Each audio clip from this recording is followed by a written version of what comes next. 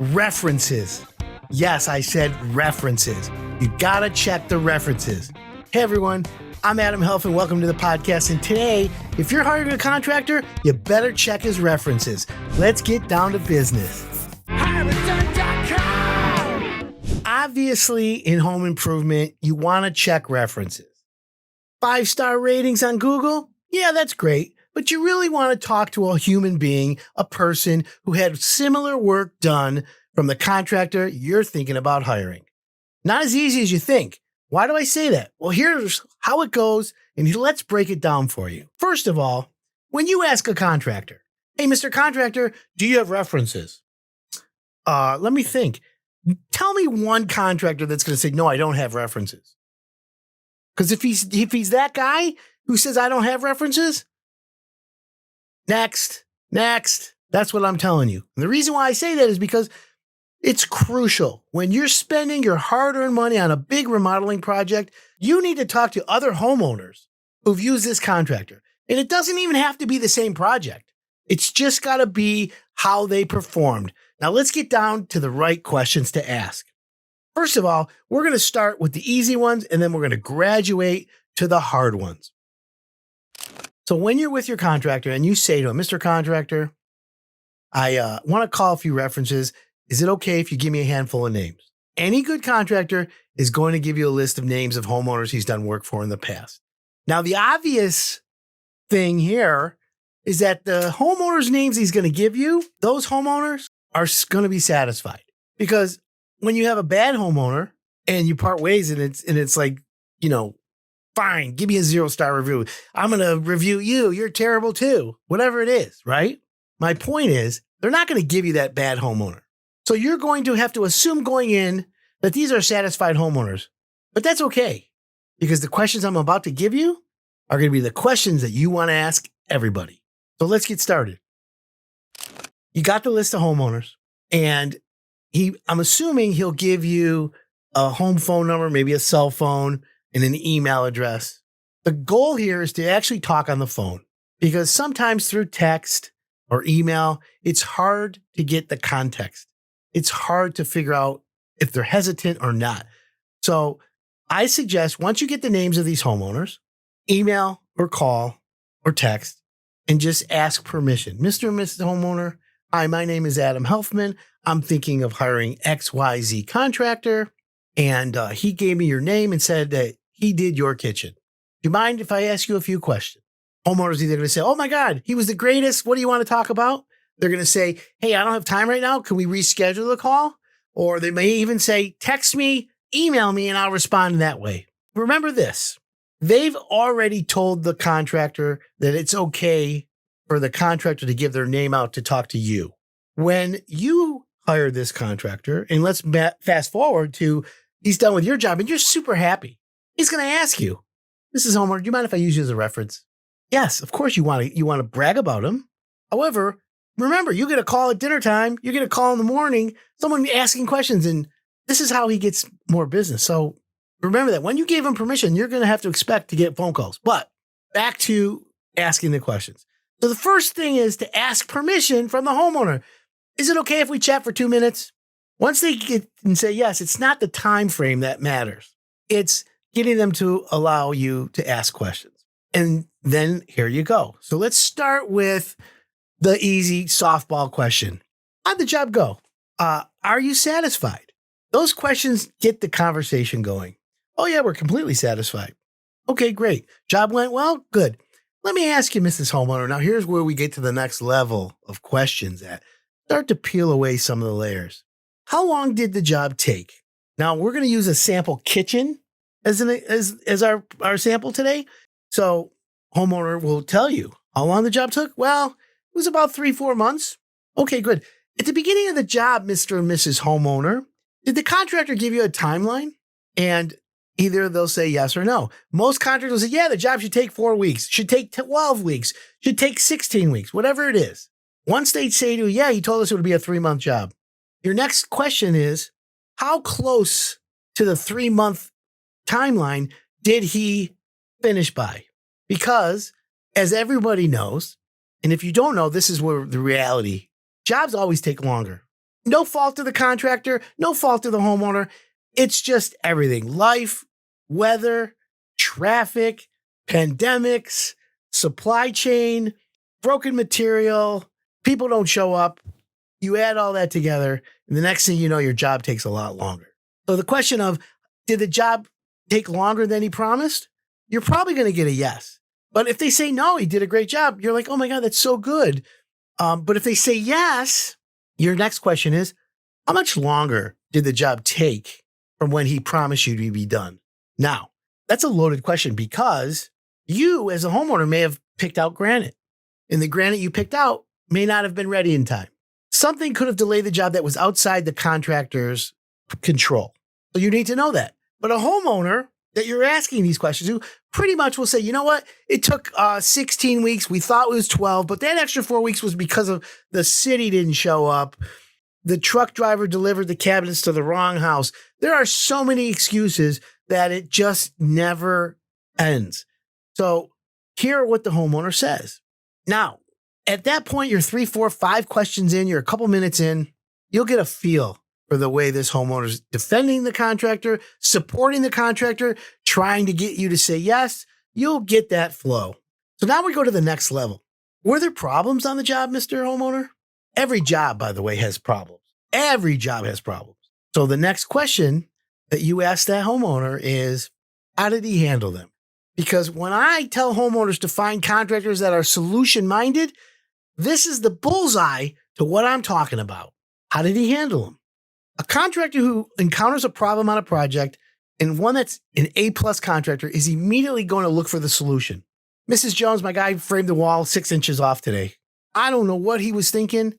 However, we got this. I'm going to have him reframe it. We're going to take this and that, and we're going to remove things. But I want to let you know it puts us back a couple days. But I wanted to tell you it's our fault. We're going to eat it. That's a good contractor.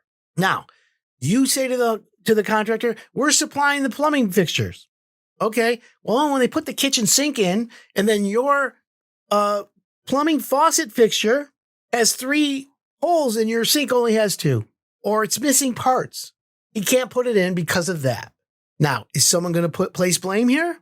We know that it was the wrong kitchen faucet.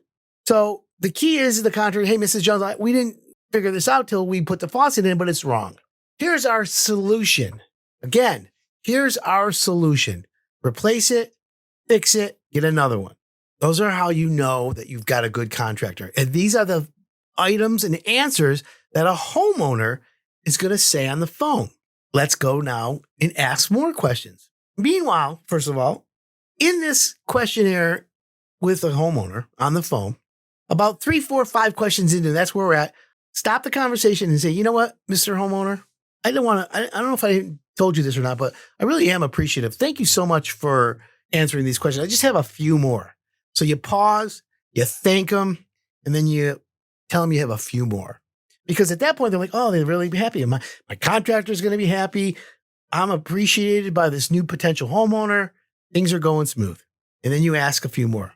And you say, hey, change orders. I read that change orders are always on the job. It makes the job take longer, and it's a necessary evil.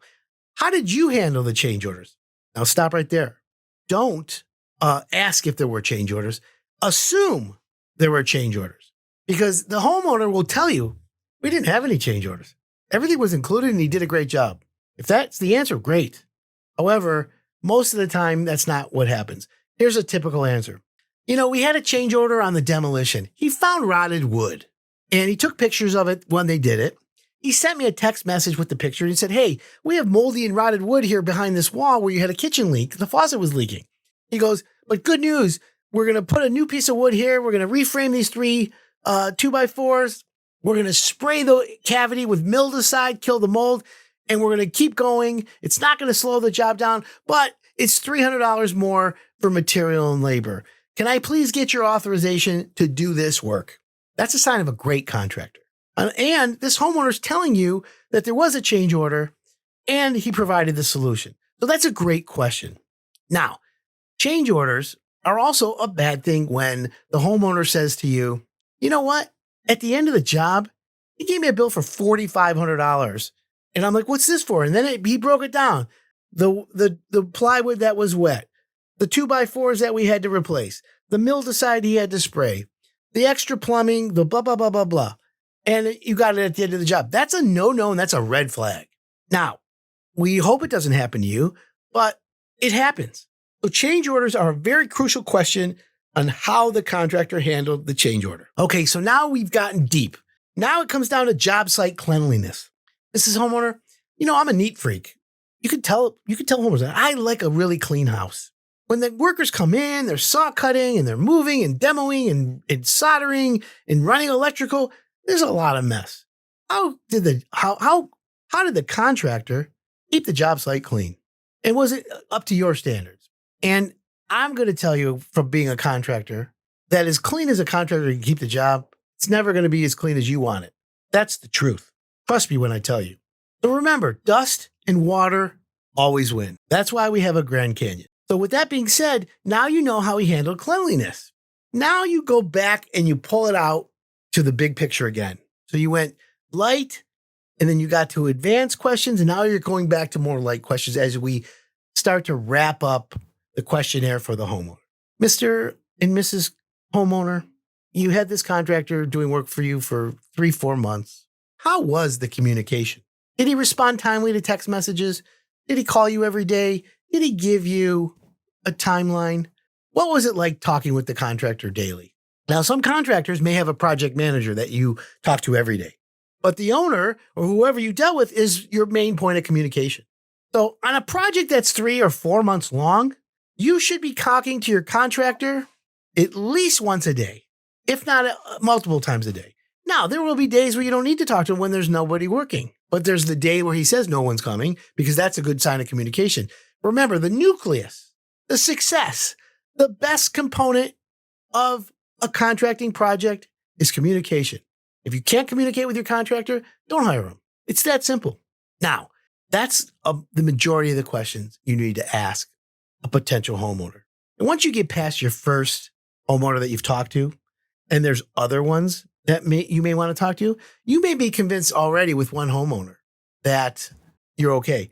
I suggest you talk to more than one. But as you end the call, and you've already thanked them in the middle of the call, you then say to the homeowner, Mr. and Mrs. Homeowner, can I ask you one more question? And of course, they're going to say yes.